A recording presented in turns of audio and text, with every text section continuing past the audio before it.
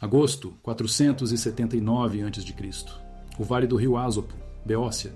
10.000 hoplitas espartanos estão isolados numa encosta, separados dos seus aliados, sem água. Cavalaria persa a circular, o maior exército alguma vez reunido no mundo antigo, 300.000 homens sob o comando de Mardônio. Vê-os, sozinhos, vulneráveis. É o momento perfeito para atacar. Mardônio ordena o ataque. É uma armadilha, porque o que aconteceu em Plateia não foi uma batalha. Foi uma demonstração mecânica do que acontece quando o equipamento superior encontra desespero. Nos próximos minutos, você vai percorrer a sequência tática que destruiu a invasão persa da Grécia. Você verá como uma retirada noturna fracassada se tornou o cenário para o aniquilamento. Como o terreno invisível para os persas criou um corredor de morte. Como a morte de um homem colapsou o exército de um império em minutos. E você entenderá por que esta batalha, não Maratona, não Termópilas, acabou com as ambições da Pérsia na Europa. Começando 11 dias antes, quando os gregos cometeram o seu primeiro erro catastrófico. Se você valoriza a história militar construída sobre fontes primárias e evidências arqueológicas, inscreva-se, comente o seu país. Agora, para a crista acima de Plateia. A coligação grega que se reuniu na Beócia em agosto de 479 a.C. foi o maior exército helênico alguma vez reunido até aquele ponto. 31 cidades-estado. Segundo Heródoto, 38.700 hoplitas, infantaria pesada, apoiados por 69.500 soldados ligeiros. Historiadores modernos consideram esses números inflacionados. Estimativas conservadoras colocam a força grega em 40.000 no total. Mas a composição é clara. Esparta contribuiu com 5.000 esparciatas, cidadãos plenos treinados desde os 7 anos no sistema Agoge, mais 5.000 periecos, homens livres não cidadãos que lutaram como hoplitas. Atenas enviou 8.000, Corinto, 5.000. Tegea, 1.500. Cada contingente trouxe a sua própria estrutura de comando, as suas próprias prioridades, a sua própria definição de coragem. Enfrentando-os, Mardônio, escolhido a dedo por Xerxes para terminar o que o rei persa tinha começado após a sua derrota naval em Salamina. Heródoto afirma 300.000 persas mais 50.000 aliados gregos que se tinham aliado à Pérsia. Estimativas modernas, 70.000 a 100.000. Ainda assim, uma vantagem numérica massiva. Mais importante, Mardônio tinha cavalaria. 10.000 a 20.000 cavaleiros. Medos. Bactrianos, indianos, persas. Os gregos praticamente não tinham. E a cavalaria nas planícies planas da Beócia era um instrumento de morte. A linha do tempo importa. Início de agosto. Mardônio queima Atenas pela segunda vez. Depois, retira-se para norte, para a Beócia. Ele quer terreno plano, espaço para a sua cavalaria operar. Os gregos seguem tomando posições nas baixas encostas do Monte Citerão, extremo sul da planície. Terreno elevado, defensivo. Mas sem fonte de água próxima, exceto a fonte Gargáfia, na base da encosta, e o rio Assopo, que os persas controlam. Durante 8 dias, nada acontece. Então, o comandante da cavalaria persa, Masístio, lidera um ataque de sondagem. Os gregos resistem. Masístio é morto. A sua morte desmoraliza a cavalaria persa, mas não os detém. Nos 3 dias seguintes, cavaleiros persas atacam a retaguarda grega, capturando um comboio de suprimentos de 500 animais de carga na passagem de Drycefalas. Depois, envenenam a fonte Gargáfia, entupindo-a com terra e cadáveres, sem água, sem suprimentos. A posição grega torna-se insustentável. Noite do 11º dia, Pausânias, o regente espartano que comandava a coligação, ordena uma retirada, não uma debandada, uma retirada tática para uma posição chamada a Ilha, a Oerói, um pedaço de terra entre 2 riachos a cerca de 1,5 km a oeste de Plateia. Água fresca, flancos defensáveis. O plano, mover-se à noite em 3 grupos. O centro, contingentes aliados de cidades-estado menores, move-se primeiro para a ilha. Os atenienses no flanco esquerdo movem-se para noroeste em direção à própria Plateia. Os espartanos e tegeanos no flanco direito movem-se por último, cobrindo a retirada. Desmorona-se imediatamente. O centro não para na ilha. Fogem até Plateia, aterrorizados pela cavalaria persa na escuridão. Os atenienses movem-se para noroeste, mas perdem o contato com os espartanos. E os espartanos não se movem, porque um oficial espartano chamado Amonfáreto recusa a ordem. Ele comanda o Pitanato Lochos, um dos 5 regimentos espartanos. Ele diz a Pausânias que recuar é vergonhoso. Não é espartano, ele não se moverá. Durante horas, Pausânias discute com ele. O amanhecer aproxima-se. Finalmente, Pausânias ordena que o resto das forças espartanas e tegeanas se movam, assumindo que Amonfáreto seguirá quando perceber que está sozinho. Ao amanhecer do 12º dia, o exército grego está espalhado pela paisagem. O centro está encolhido atrás das muralhas de Plateia. Os atenienses estão isolados perto do rio Molóis, a noroeste da posição original. E os espartanos, 10.000 hoplitas, 5.000 esparciatas e 5.000 periecos, mais 35.000 tropas ligeiras elotas, estão espalhados pelas encostas inferiores do Citerão, movendo-se lentamente para noroeste.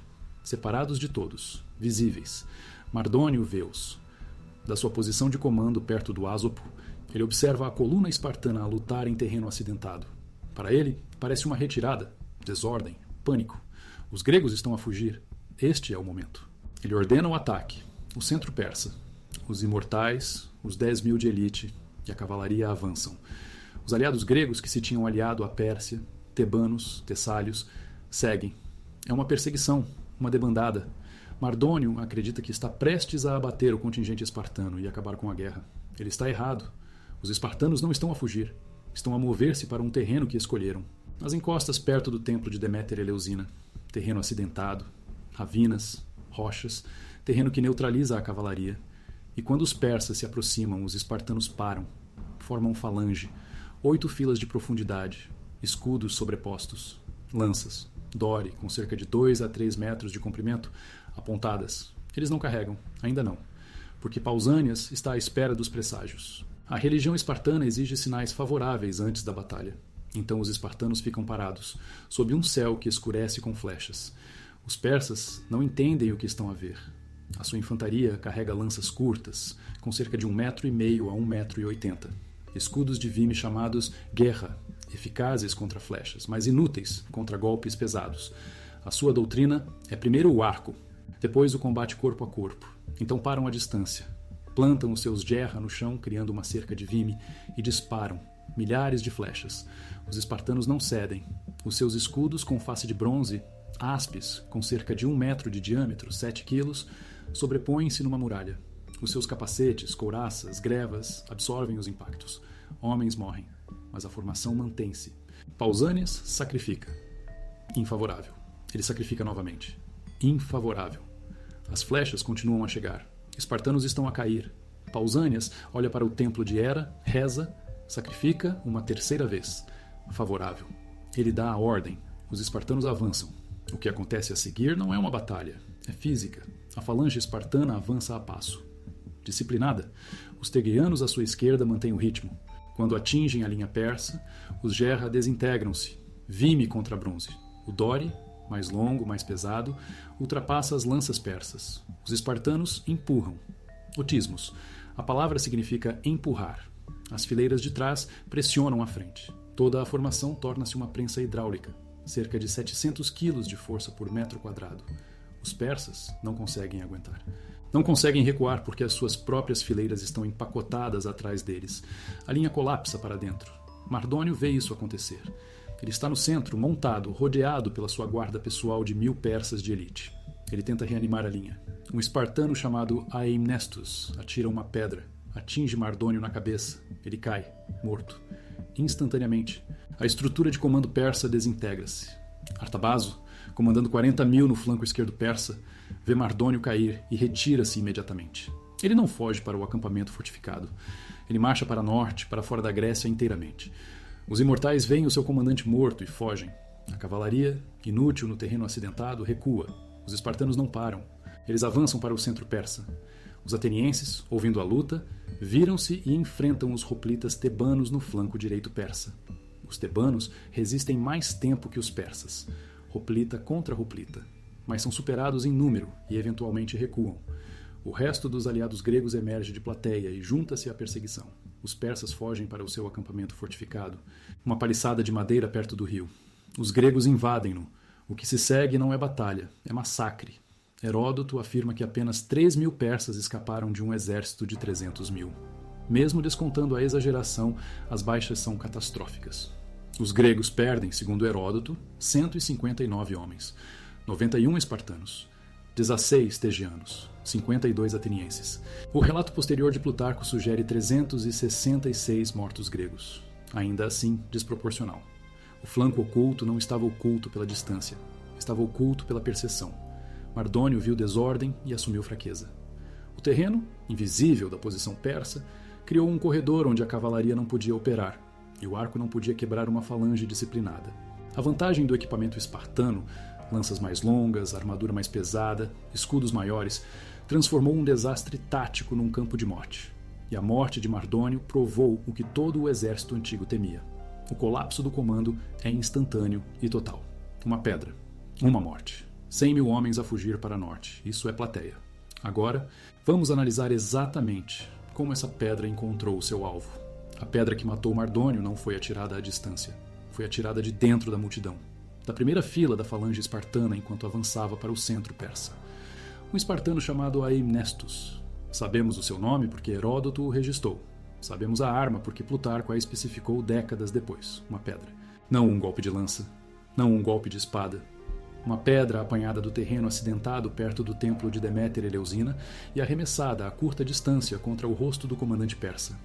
E esse único projétil, uma peça de calcário beócio, colapsou a estrutura de comando do maior exército alguma vez reunido no mundo antigo, porque o que você acabou de ver não foi o quadro completo. O avanço espartano, a colisão da falange, a morte de Mardônio, esse é o resultado. Mas o mecanismo que o tornou possível começou a 30 metros atrás da linha da frente, com um sistema de armas que os persas não entendiam. A falange grega não era apenas infantaria blindada em formação, era um motor de multiplicação de força. E a física desse motor, o peso, a pressão, a vantagem mecânica, transformou 10.000 homens num ariete hidráulico imparável. Comece com a diferença de equipamento. O hoplita espartano carregava um dore, haste de freixo, 2,1 a 2,7 metros de comprimento, 7 a 9 pés, ponta de lança de ferro numa extremidade, espigão de bronze na outra, peso, 1 a 2 quilogramas. O soldado de infantaria persa carregava uma lança curta, 1,5 a 1,8 metros, 5 a 6 pés. A lança grega ultrapassava a lança persa em 1 metro inteiro, 3 pés. Essa é a distância entre a vida e a morte em combate corpo a corpo. Antes que um persa pudesse atacar, um espartano podia golpear. A geometria era inegociável. Agora o escudo, o áspis, escudo de hoplita grego, 1 metro de diâmetro, ponto 9 metros. Face de bronze côncava sobre um núcleo de madeira, 7 a 8 quilogramas, segurado por um braçal central, o porpax, e uma pega na borda, o antilabe.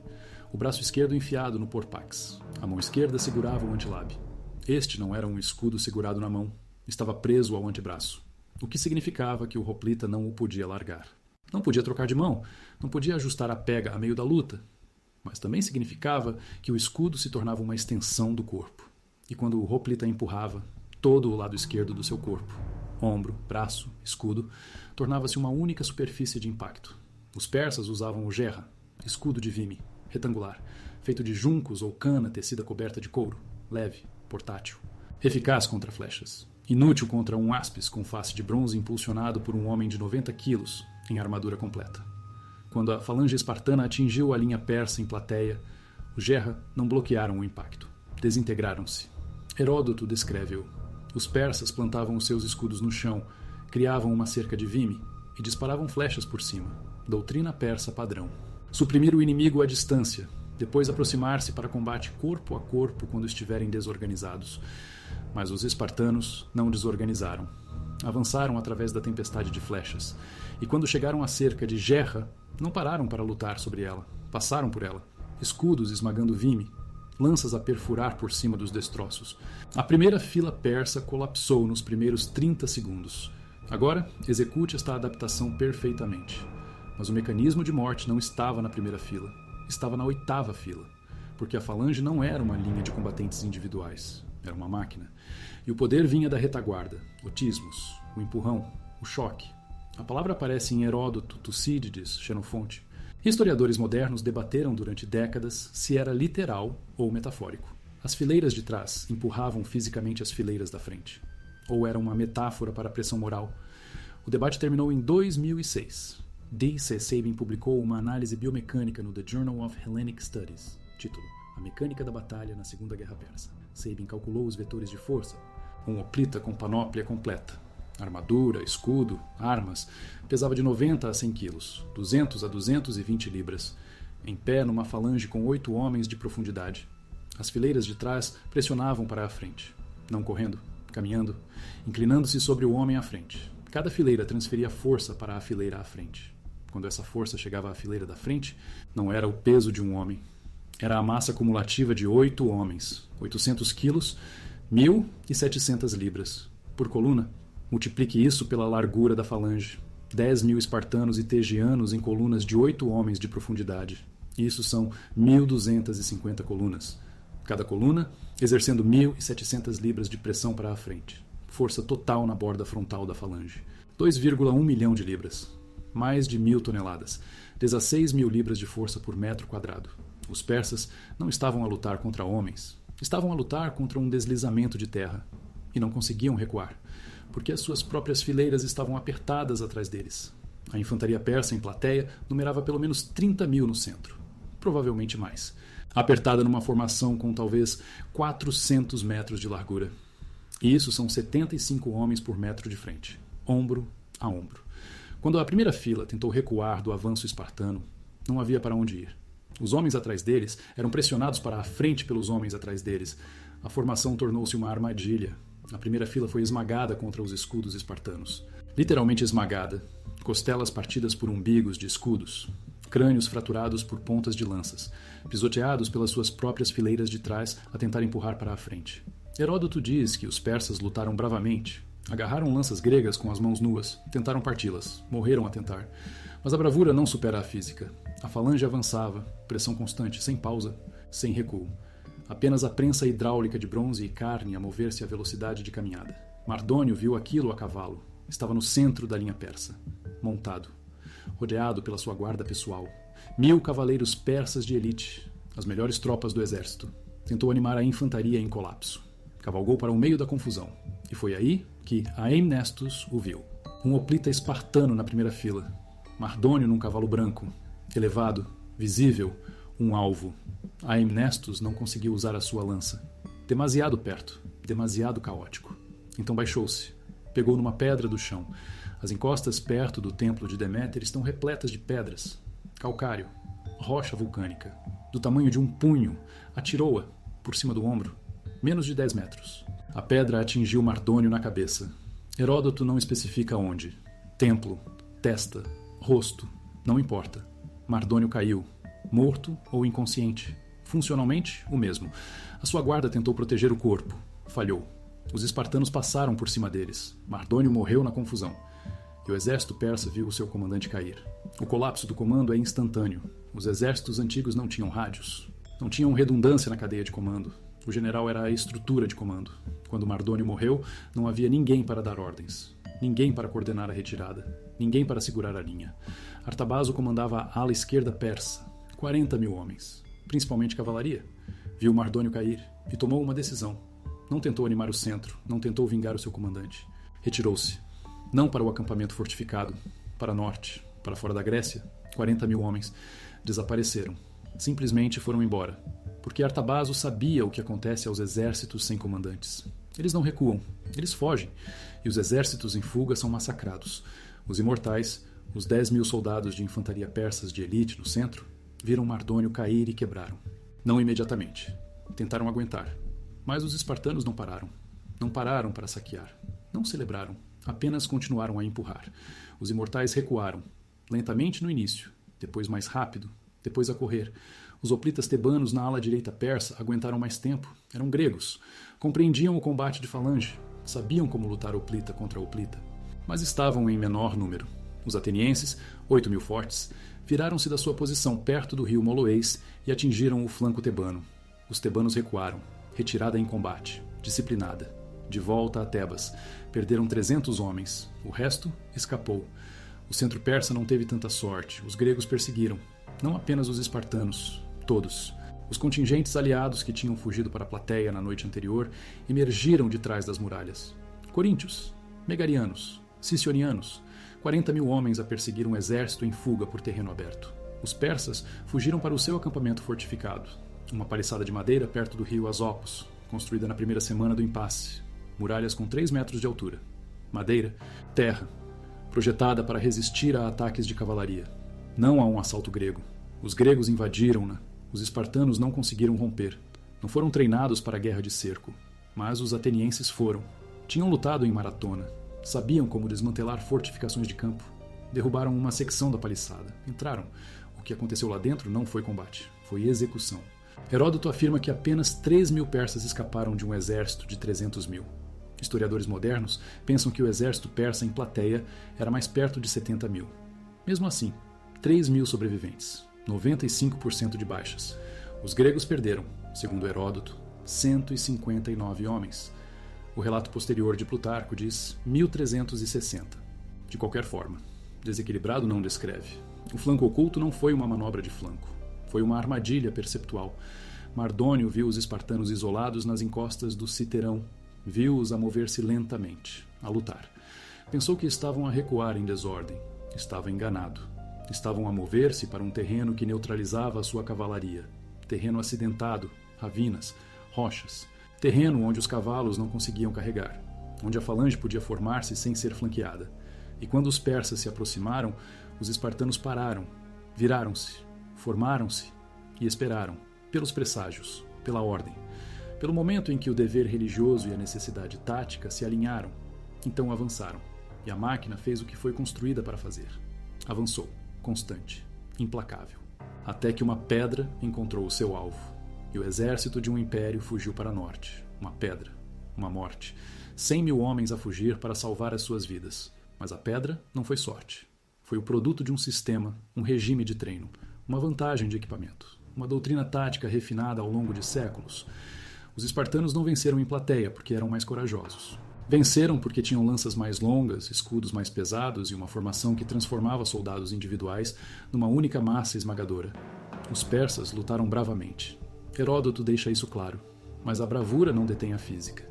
E a física, em Plateia, usava armadura de bronze e carregava uma lança de 9 pés. Agora, a pergunta que ninguém faz: se os espartanos eram tão eficazes, se a falange era tão dominante, por que é que não conquistaram o mundo? Por que é que as cidades-estado gregas passaram o século seguinte a lutar umas contra as outras, em vez de se expandirem para leste?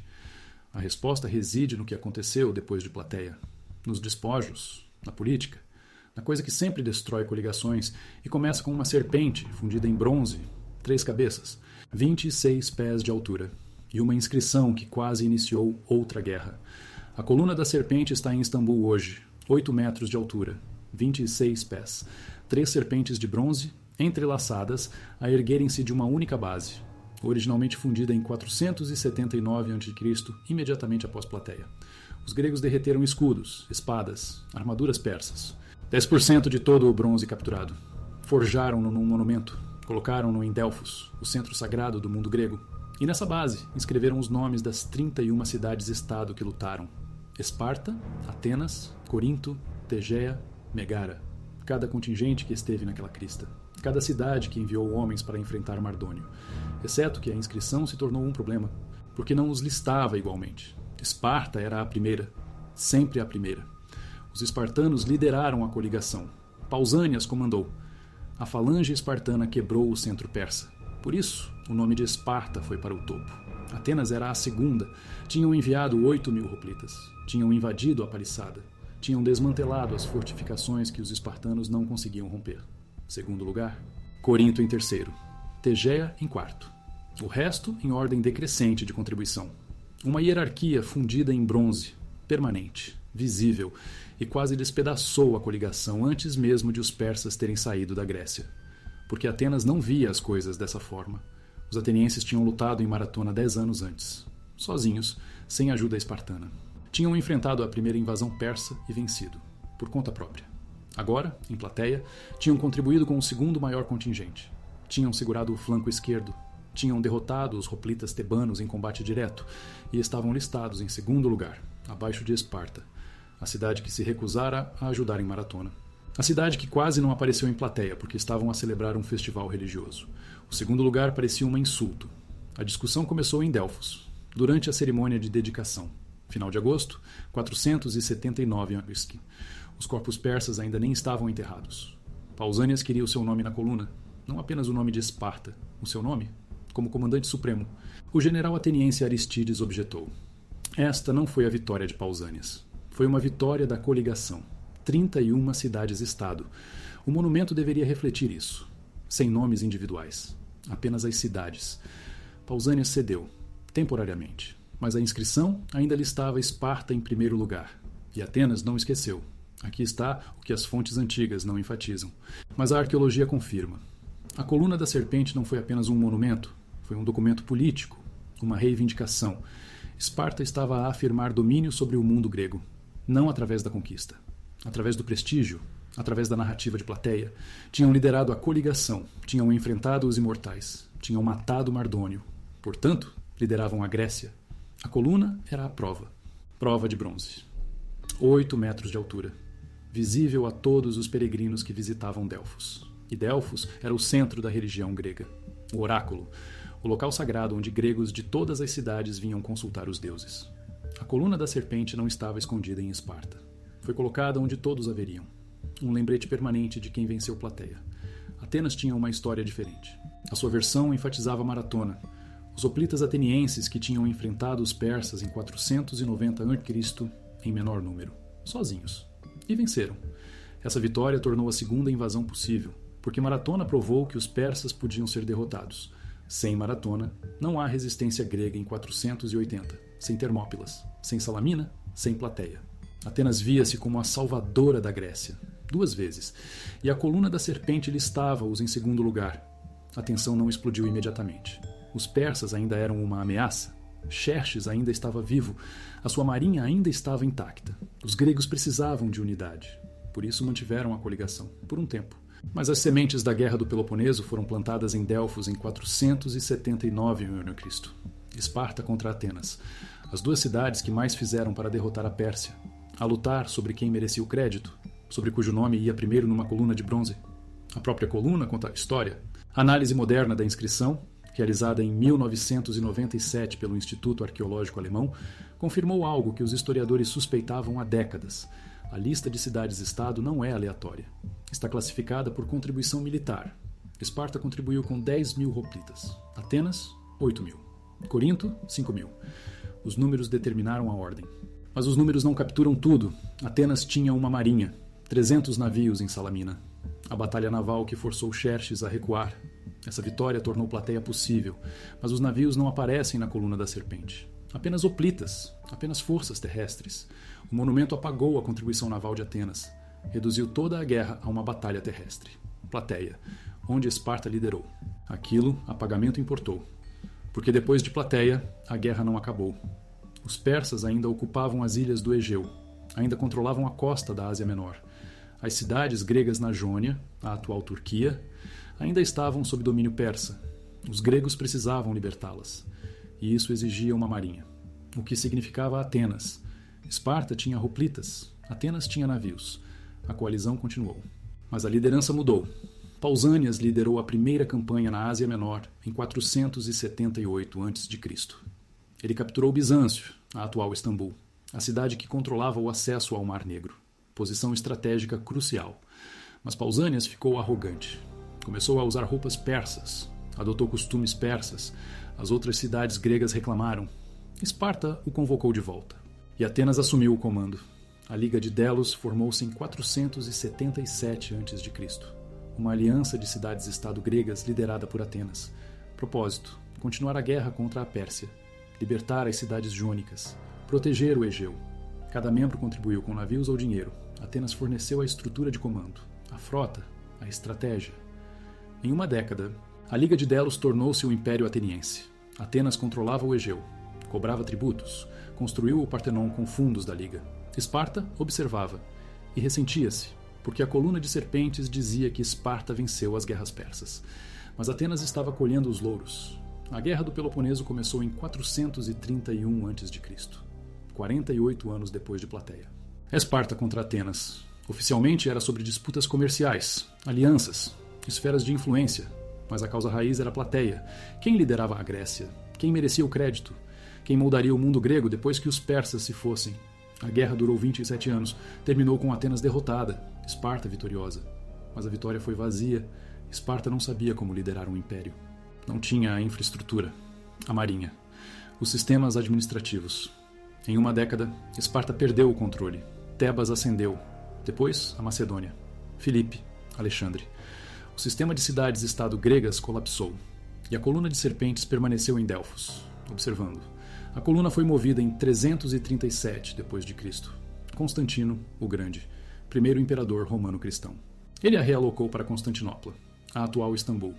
Colocou-a no hipódromo, o estádio de corridas de bigas, um troféu, um símbolo da glória grega, a apropriação romana da herança grega. As cabeças de serpente permaneceram intactas até o século XVII. Então uma quebrou, depois outra. A terceira desapareceu no século XVIII. Hoje restam apenas a base e os corpos entrelaçados. Mas a inscrição ainda está lá. 31 cidades-estado. Esparta primeiro. Atenas segundo. Uma hierarquia que iniciou uma guerra. Porque é isso que Plateia provou. Não que os gregos pudessem derrotar os persas, eles já haviam provado isso em Maratona e Salamina. Plateia provou que os gregos não podiam compartilhar a vitória. Não podiam construir uma coalizão que durasse além da ameaça imediata. No momento em que os persas recuaram, os gregos voltaram-se uns contra os outros. Discutiram sobre crédito, sobre liderança, sobre cujo nome iria primeiro em um monumento. A coluna de serpentes deveria comemorar a unidade. Em vez disso, documentou o início da desunião grega, a fratura que os destruiria em 2 gerações. Então, quando as pessoas perguntam por que os espartanos não conquistaram o mundo depois de Plateia, a resposta é simples. Eles estavam muito ocupados discutindo com Atenas, muito focados na política interna grega, no prestígio, na honra, em serem listados primeiro. A falange que esmagou os persas não conseguiu manter uma coalizão unida, porque o domínio militar não se traduz em unidade política. E a unidade era a única coisa que poderia ter tornado a expansão grega possível. Sem ela, as cidades-estado consumiram-se mutuamente. Esparta venceu as guerras, Atenas construiu a cultura, Tebas teve um momento, a Macedônia conquistou a todos, e a coluna de serpentes permaneceu em Constantinopla. Um monumento a uma vitória que não levou a nada além de mais guerra. Essa é a verdadeira lição de Plateia. Não como vencer uma batalha, mas o que acontece quando os vencedores não conseguem concordar sobre o que vem a seguir. Mas o legado de Plateia não terminou com as brigas gregas. A batalha provou algo que ecoaria pela história militar pelos próximos 2000 anos.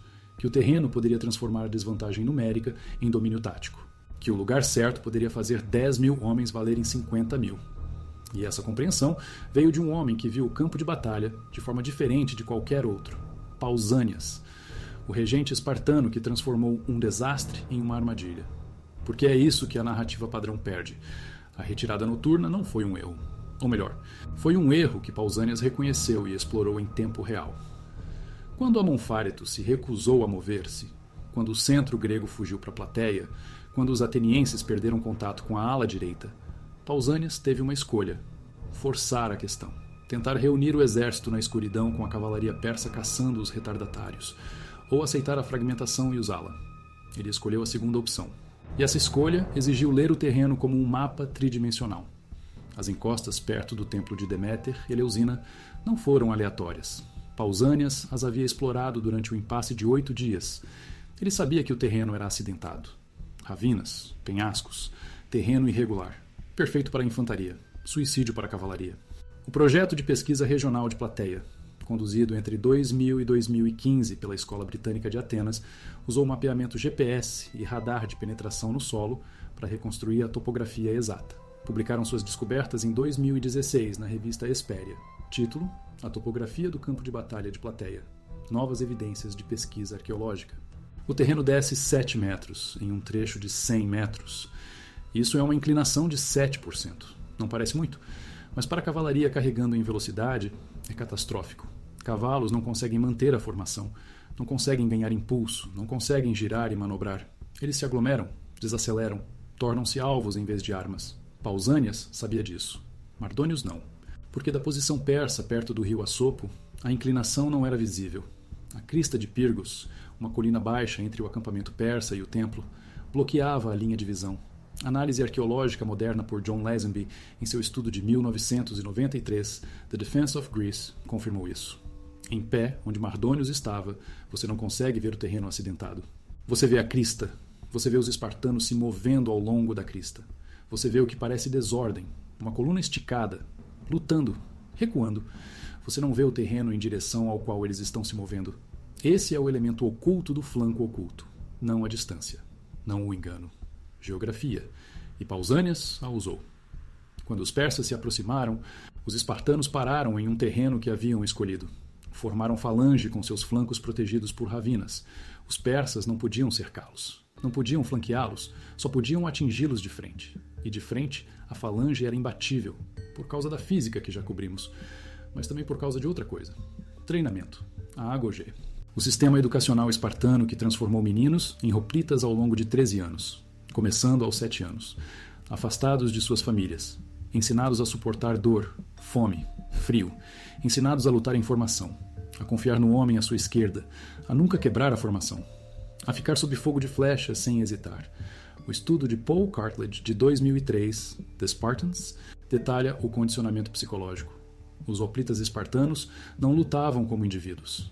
Eles lutavam como um único organismo. Quando Pausânias os ordenou a ficar sob a tempestade de flechas persas, eles ficaram. Por quanto tempo?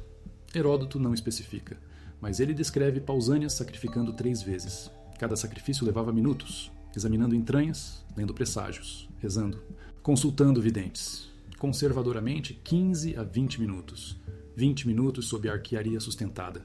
Homens morrendo, nenhuma ordem para avançar. Apenas ficar, manter a formação. Esperar. Qualquer outro exército teria quebrado. Carregado para escapar das flechas. Fugido para trás para escapar da zona de morte. Os espartanos não fizeram nem um nem outro. Eles esperaram. Porque era para isso que foram treinados. Quando a ordem finalmente veio, o avanço não foi uma carga. Foi uma caminhada, disciplinada, medida, mantendo a formação. A primeira fileira avançou. A segunda fileira entrou no espaço deixado pela primeira. A terceira na posição da segunda. 8 fileiras se movendo como uma só. A Dori, lança de 9 pés, empunhada por cima. Não por baixo, como se vê em filmes. Por cima. Batendo para baixo sobre a borda do escudo. Alcance máximo. Alavancagem máxima. Quando os espartanos atingiram a linha persa, os escudos de Gerra desmoronaram em segundos. Então foi trabalho de lança. Empurrando, picando. Os persas agarraram os cabos das lanças. Tentaram puxá-las. Morreram com as mãos ainda segurando a madeira. Heródoto descreve isso.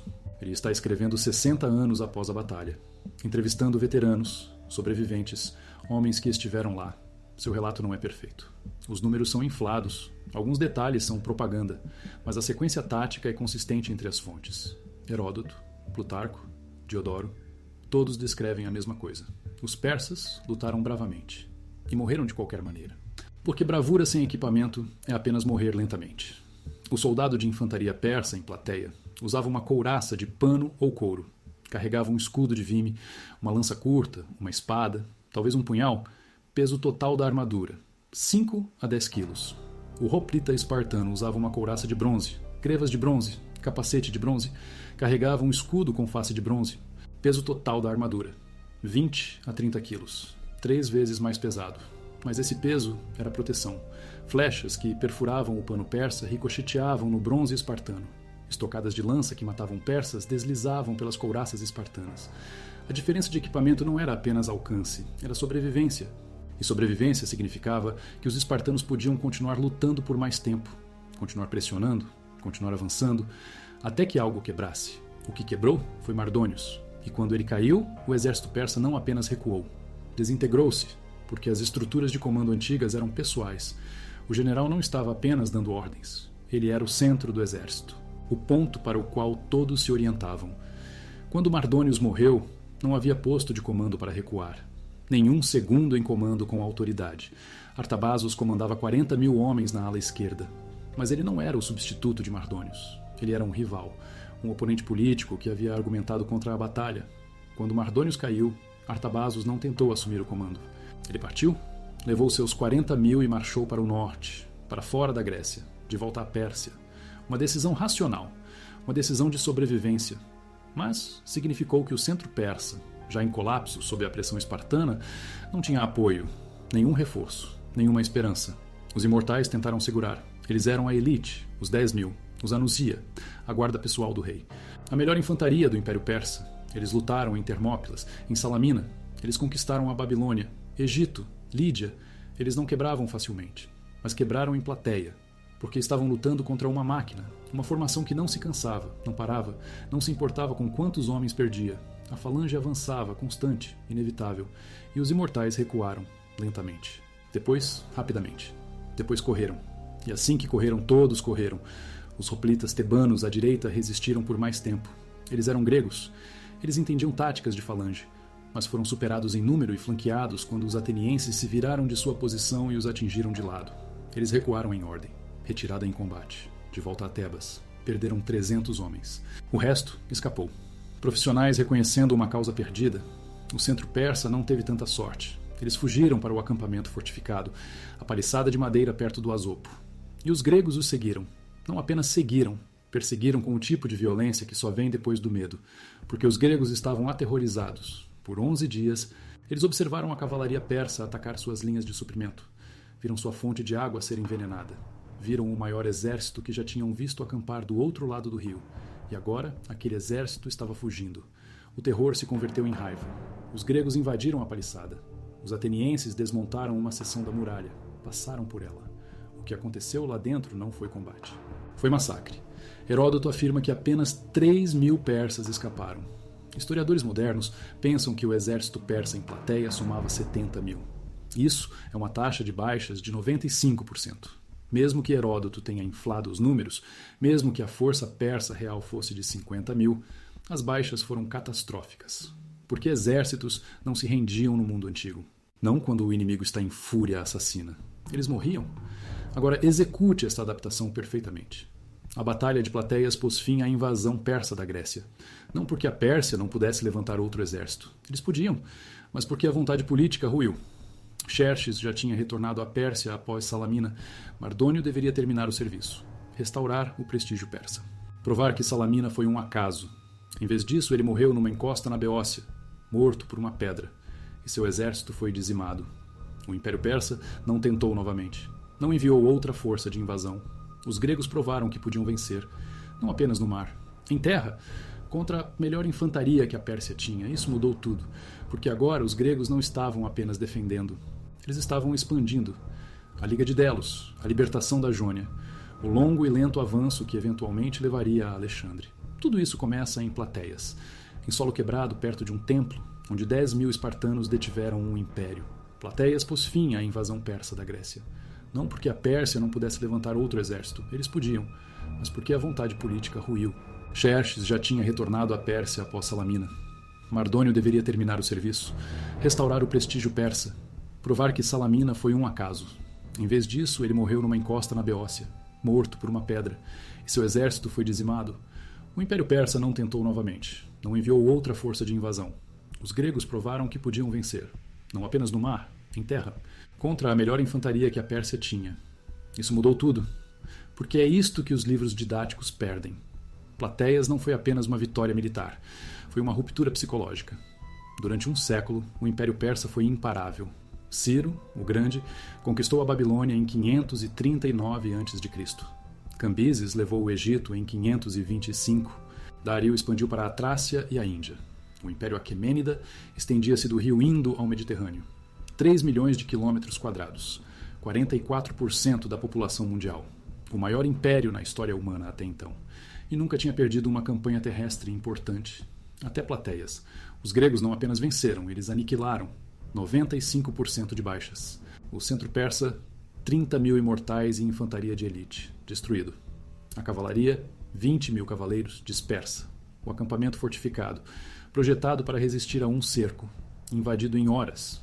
E o comandante, escolhido a dedo pelo próprio Xerxes, morto. Morto por uma pedra atirada por um homem cujo nome conhecemos, Aemnestus, um hoplita espartano na primeira fila. Esse detalhe importa, porque não foi um general que matou Mardônio. Não um herói, não um campeão. Apenas um soldado, fazendo o que os soldados espartanos eram treinados para fazer. Adaptar, sobreviver, vencer.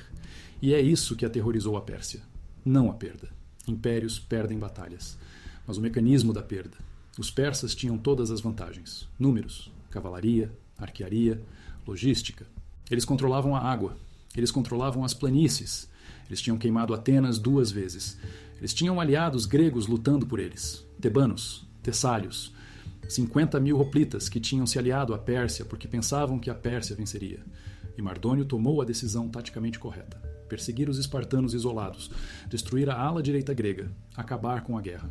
Exceto que os espartanos não estavam isolados. Eles estavam posicionados, em terreno que Mardônio não conseguia ver. esperando por presságios que Mardônio não entendia. E quando avançaram, não carregaram. Eles caminharam, disciplinados, mecânicos, imparáveis.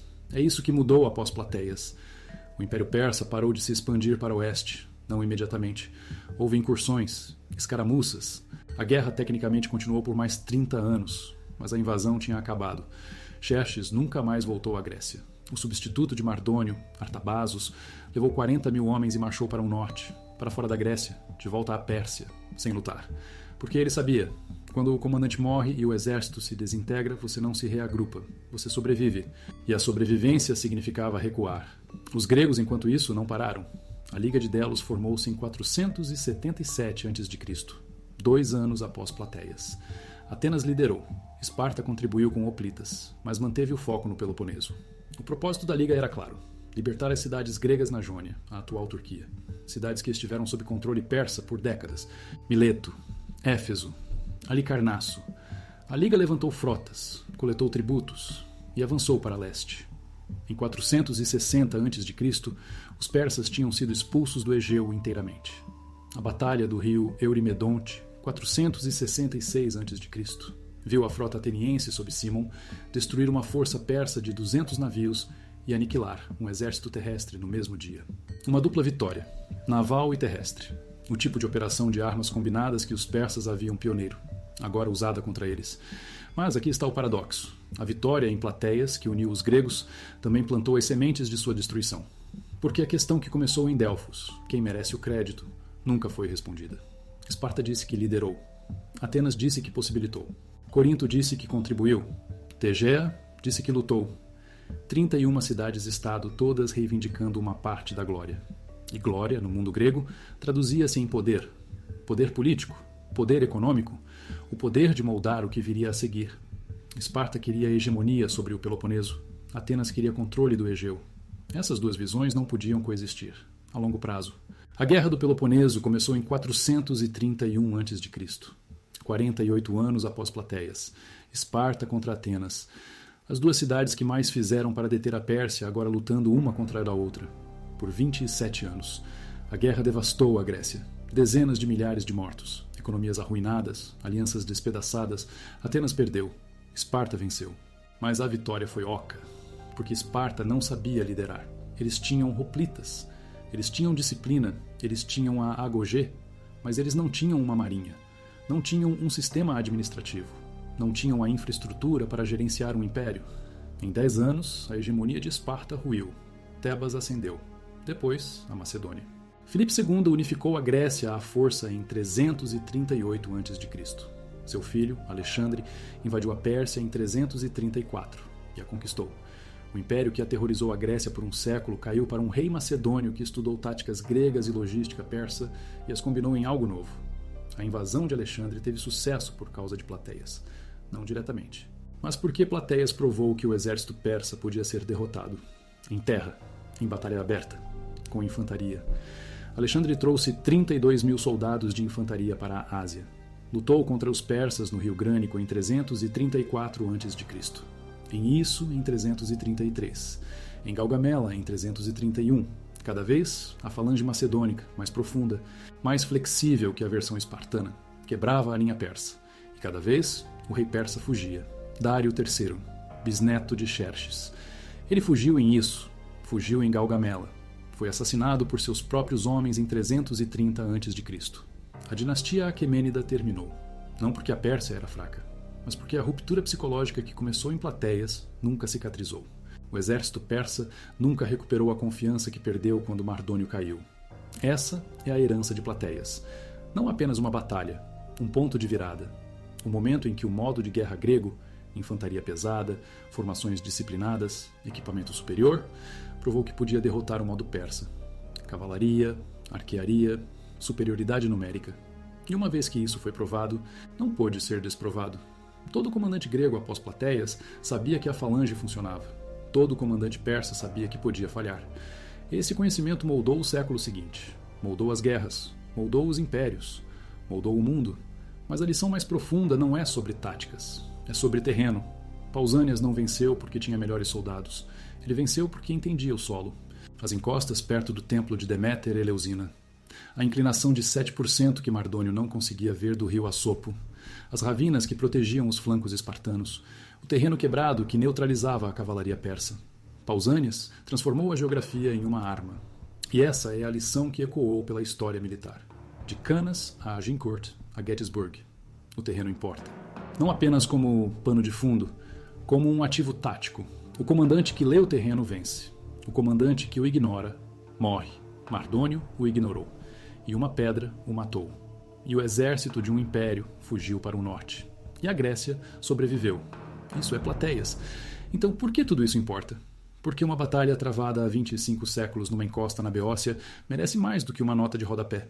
Porque Plateias não apenas acabou com uma guerra, estabeleceu um modelo, uma prova de conceito que ecoaria em todas as grandes batalhas terrestres pelos próximos 2000 anos, que o terreno podia neutralizar a superioridade numérica, que o equipamento podia superar os números, que a disciplina podia derrotar o desespero, e que entender o terreno era mais valioso do que controlar o céu. Aqui está o que aconteceu depois. Os persas nunca mais invadiram a Grécia. Não porque não podiam. Xerxes viveu mais 14 anos. O Império Aquemênida permaneceu a maior entidade política da Terra por mais 1 século e meio. Eles tinham os recursos, a mão de obra, a logística, mas eles nunca voltaram. Porque Plateias provou algo que a estrutura de comando persa não conseguia aceitar. Que o seu modo de guerra, cavalaria, arquearia, massa numérica, tinha um contra-ataque definitivo, a falange grega. E uma vez que esse contra-ataque foi demonstrado, uma vez que foi provado em campo em grande escala, a vantagem psicológica desapareceu. O exército persa que havia conquistado da Índia ao Egito não conseguiu quebrar 10 mil gregos em terreno acidentado. Esse conhecimento se espalhou para cada sátrapa, cada governador, cada general do império, e mudou a forma como a Pérsia lutava. Eles pararam de se expandir para o oeste, começaram a contratar mercenários gregos, começaram a copiar táticas gregas. A Batalha de Cunaxa, em 401 a.C. 10 mil mercenários gregos lutando por um príncipe persa. Eles abriram caminho pelo centro persa, mataram o comandante adversário, e então marcharam para casa, pelo coração do império, sem oposição, porque todos se lembravam de Plateias. Mas aqui está o detalhe que conecta tudo. A coisa que faz de Plateias mais do que apenas outra batalha antiga. Em 2022, uma equipe da Universidade da Tessália realizou um estudo biomecânico, publicado no Journal of Archaeological Science. Título: Transmissão de força, informações de falange grega antiga, uma análise computacional. Eles construíram um modelo digital, usaram dados de captura de movimento de reenactors, usando armaduras réplicas, mediram os vetores de força, a distribuição de pressão, a transferência de energia da oitava para a primeira fila. E confirmaram o que as fontes antigas descreveram, mas os historiadores modernos debateram. O otismos, o empurrão, era real, não metafórico, físico. As fileiras traseiras da falange transferiam força para a frente através do contato corporal, pressão do escudo, empurrões incrementais. O modelo calculou a força total na borda frontal de uma falange de 10 mil homens, 8 fileiras de profundidade, 16 mil libras por metro quadrado, 1.000 toneladas de pressão cumulativa, movendo-se à velocidade de caminhada. Para comparação, uma escavadeira moderna exerce cerca de 14 mil libras por metro quadrado. A falange espartana em Plateias era uma escavadeira humana, mais lenta, mais pesada, imparável no terreno certo. Esse estudo importa porque quantifica o que aconteceu naquela encosta. Transforma a narrativa de Heródoto em física. Os persas não foram apenas derrotados, eles foram mecanicamente dominados, e essa vantagem mecânica, lanças mais longas, escudos mais pesados, formação mais profunda, melhor terreno, tornou-se a base da doutrina militar ocidental. A legião romana, o quadrado de piques medieval, a coluna napoleônica. Cada formação que priorizava massa e disciplina sobre heroísmo individual remonta a Plateias, porque Plateias provou que as guerras não são vencidas pelos soldados mais corajosos, são vencidas pelos soldados mais bem equipados, no melhor terreno, com o melhor treinamento. Todo o resto é morrer lentamente. E a coluna serpente ainda está em Istambul. 26 pés de bronze entrelaçado. As cabeças se foram, quebradas há séculos, mas a base permanece. E a inscrição: 31 cidades-estado, Esparta primeiro, Atenas segundo, a hierarquia que iniciou uma guerra civil, porque os gregos que venceram em Plateias não conseguiram concordar sobre o que a vitória significava. Não conseguiram construir uma coalizão que durasse além da ameaça imediata. Em 50 anos, eles estavam lutando entre si, Esparta contra Atenas, a Guerra do Peloponeso, 27 anos de destruição mútua.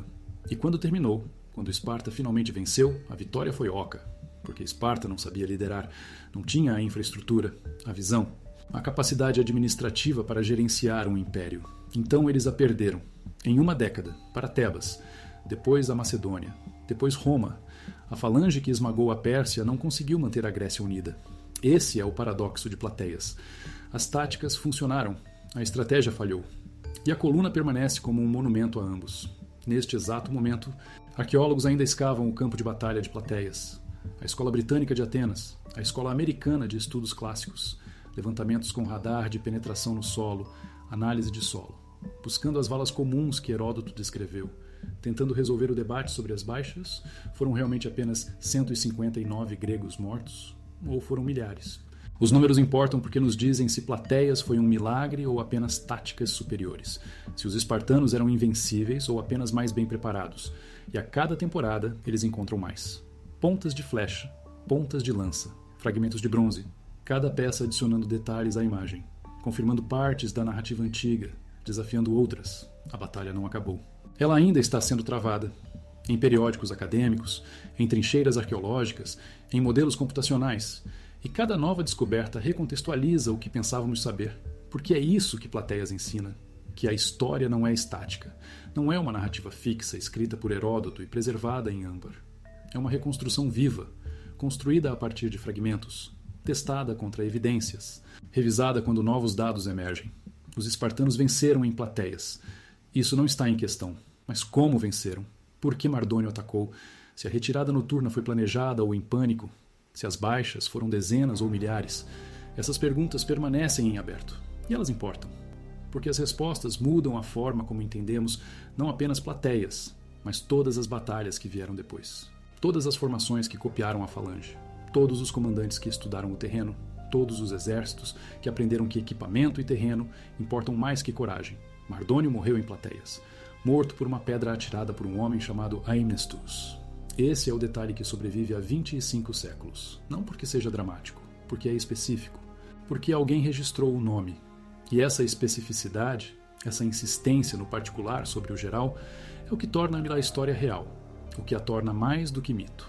Aemnestus atirou uma pedra. Mardônio caiu. O exército persa se desfez e a Grécia sobreviveu por mais 50 anos antes de se destruir. Essa é Plateias, não um triunfo, um adiamento. A batalha que salvou a Grécia o tempo suficiente para os gregos se destruírem.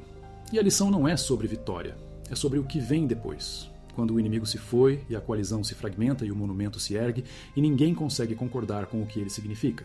Os espartanos venceram a batalha, os gregos perderam a paz. E a falange que esmagou um império não conseguiu manter uma coalizão unida. Essa é a flanco oculto sobre o qual ninguém fala, aquela que apareceu depois que os combates pararam. Quando 31 cidades-estados se olharam e perguntaram quem merecia o crédito, e não conseguiram encontrar uma resposta. Então lutaram, por um século, até que outra pessoa, Macedônia, Roma, veio e conquistou a todos eles. A pedra que matou Mardônio salvou a Grécia. A discussão sobre quem a atirou a destruiu.